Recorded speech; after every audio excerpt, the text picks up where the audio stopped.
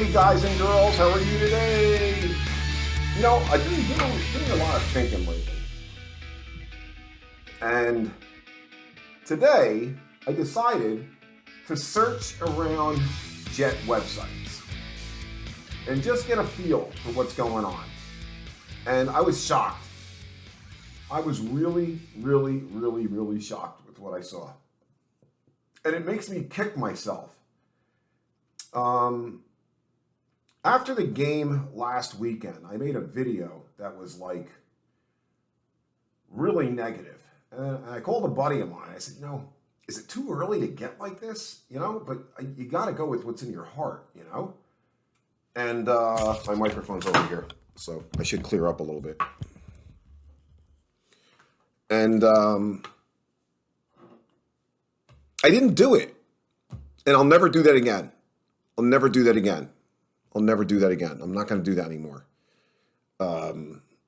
Because the video was kind of mellow compared to what is going on out there. I mean, Jet fans are, what I was going to say in the video is I hope that management understands that this honeymoon period for this particular group is not going to be the same. I think Salah's honeymoon will be a little bit longer than his offensive coordinator's honeymoon.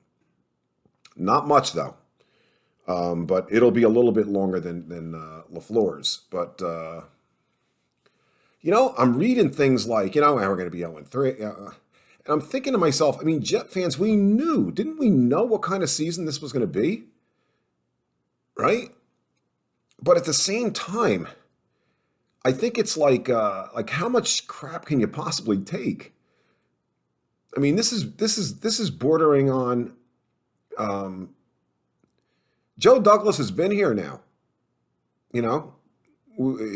Joe Douglas's saving grace is that he didn't get that first-year draft and free agency, because if he had that, this honeymoon would have been over by now. His big saving grace was the draft of 2020 was really technically his first draft, and all that other good stuff. And same with the free agency. And he's not the one that signed Bell. And, the list goes on and on. But the bottom line is Jet fans are really have had it, man. They've had it. And I was going to do a big breakdown on the Broncos and Jets. And instead, I've just decided to, you take a look at both teams, and you got Teddy Bridgewater quarterbacking one team. And last week you had Mac Jones quarterbacking another team. And these two teams with Mac Jones at quarterback and now Teddy Bridgewater at quarterback are, favorites against the Jets because of this and because of that. Excuse. I guess my main point is that I hope management understands that this honeymoon from Jet fans is almost over. I was reading one optimistic. I went to one website I know I'm pretty familiar with, and I was reading one Jet that was usually optimistic guy, and he goes, it sucks when you look at Atlanta as your only possible win down the road. I'm reading it, and I read the name again, and Jet fans have had it. Jet fans have had it. We can all talk all we want about the rebuild program and patience and, Zach and all this other good stuff. But you know what? And we could tolerate a lot. We can tolerate Zach looking pretty good in some losses. What we can't tolerate is what happened last week, And to hear little Mikey get up there afterwards, I really shouldn't be calling him that. That's not really respectful. But I can't help it. When I listen to him, I just, that's how I feel. I'm sorry. But to hear little Mikey get up there after it's all over and say, Zach has to be able to do this, and I've got to be able to put Zach in a really good position to do that, but then Zach has to do this. He's taking the blame. Then he puts the blame on the rookie quarterback, and then he's taking the blame, and he's putting the blame on the rookie quarterback. You know what? I'm so tired of coaches coaches need to take complete responsibility. If it's the player, then just say it's the friggin' player and move on from the player. I know in Zach's case we can't. The player's in the past. And if the Jet, we're going to hear this week in, week out after every damn loss, that, patience and this is the NFL 2021. This is the Denver friggin' Broncos. I'm sorry.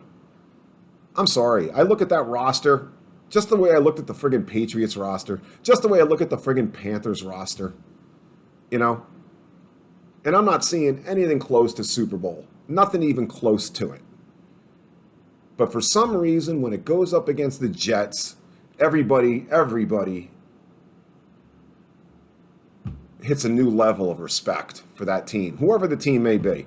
And this week it's Denver. And this week the reason is because Denver's 0-2 on the road, and there's their first home game since COVID, and the place is going to be going ape.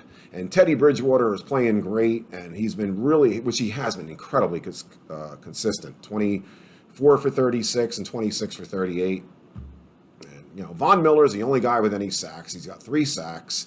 The secondary is all a bunch of first-round picks. I mean, this is the stuff I'm hearing all week long, the secondary is all, well, you know why they're all a group of first-round picks? Because you decided to take cornerbacks with your 4th and 5th and 6th round picks the last 3 years. That's what you guys decided to do. Plain and simple, So,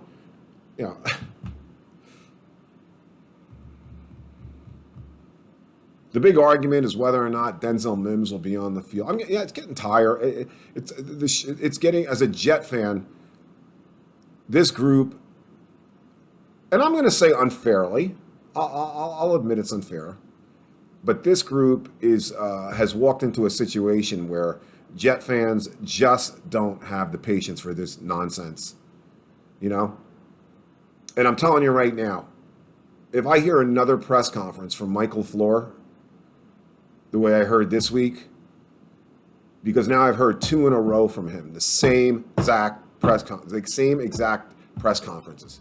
If I hear one more like that from him, and it's because the results are negative when it comes to Zach, I'm officially calling, foul. I don't want to hear any bullshit this week. It makes you really wonder. As a Jet fan, when we sat back and said, this is great, we love Saleh. Oh man, LaFleur, the whole LaFleur family, the tree, the Green Bay tree, the San Francisco tree, the whole, we like it all. But we wonder, and then oh God, I forgot his name, Nance, the gentleman that died in the bicycle accident. How big that was, for the growth and having somebody next to Zach on the bench, and now having Mike LaFleur, who's a kid. Listen, he's a kid. If he was 53 years old, he's a kid. This is his first year, and you're putting a first-year offensive coordinator with a very talented rookie. Was that a smart move to start with? I'm not saying it shouldn't have been LaFleur, but there shouldn't have been. There should be more veterans, like in the whole scheme of things, like preparation wise and on the bench. It's almost like Sam all over again, except for we're being pacified with little Mikey sitting next to him, And that almost wasn't the case, because he was going to be originally up in the booth and ended up down here. So I don't know, but going around today and seeing what I saw and listening to Jet fans, my gut feeling last week was correct, is that this is going to be a short-lived honeymoon. Short-lived honeymoon. The Jet fans don't have the stomach for this crap. They really don't.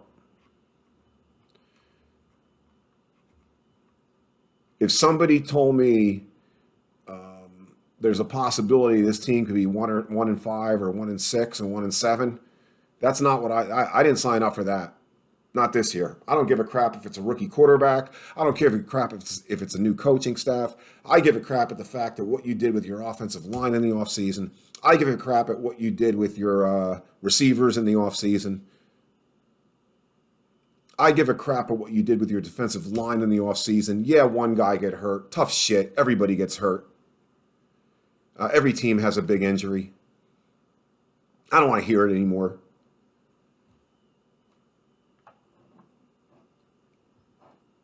But they better be careful when they walk into that press room next week and answer the questions. Because I want to see people being humble, and realizing the Jet fan, we'll take that out. The Jet fan has had it. Has truly had it. No, I didn't sign up for this. I signed up for patience. I signed up for a lot of things this year. But no, I didn't sign up for this. So whether it's the Denzel Mims mess or your rookie quarterback playing the way the rookie quarterback did, or the play calling that I've seen in the first two games, the only place that I saw that there would be a major issue this year is defense, and that is the only place where I haven't seen an issue. So that leads me to believe people need to answer what the hell's going on here. And tomorrow at 21 hours from now, the Jets may be talking about having their first win of the season, and this will mean nothing at all. Or I'll be sitting here making a video, and the nice guy gloves have got to be taken off. Enough is enough. So I wouldn't feel like this if I had heard the press conference from Mike LaFleur differently. But I got to be honest with you. Like I said, little Mikey's press conferences are getting a little bit on my nerves right now. I don't think he understands the fan base. I don't think he understands where the fan base came from, where it is. And you just can't sit out there and answer questions like that. Like, he's young, I've got to realize, I've got to make the adjustments. Yeah, you got to make the adjustments. What is this, a joke? So